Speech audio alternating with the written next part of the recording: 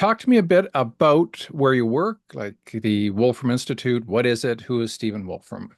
Yeah, sure. So the full name is the Wolfram Institute for Computational Foundations of Science. Hmm. And really, the idea is that it's a pure research entity that's the spin-off from Wolfram, the company, who for many years has been creating software applications like Mathematica, Wolfram Alpha, etc.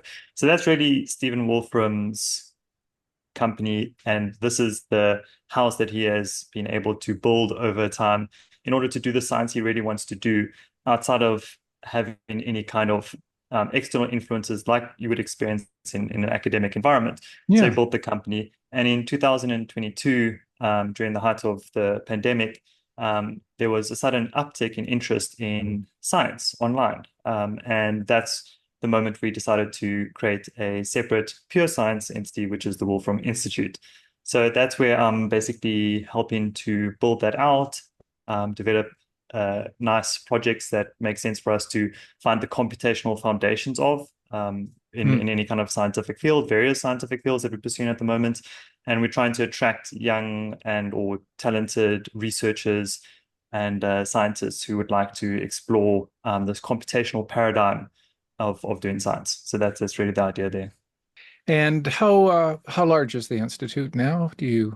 How many people do you employ, and do you do collaborations with others?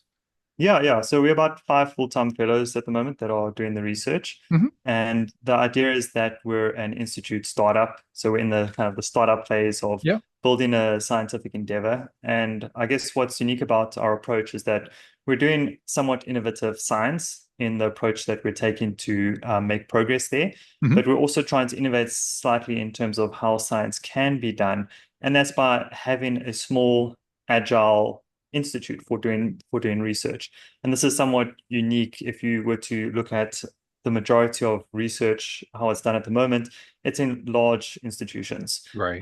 So we're trying to see if you can apply kind of startup principles to doing basic science, and that's really an experiment that we're just getting off the ground now. Hmm. But yeah, we have a lot of interest. There's live science that we do on YouTube almost every week, where you can actually tune in and really live and interactively you can see our fellows doing research and doing science, which is kind of unique. A lot of the times it's behind closed doors and you Yeah. don't really get to participate. So this is like we're trying to innovate the process of doing science there.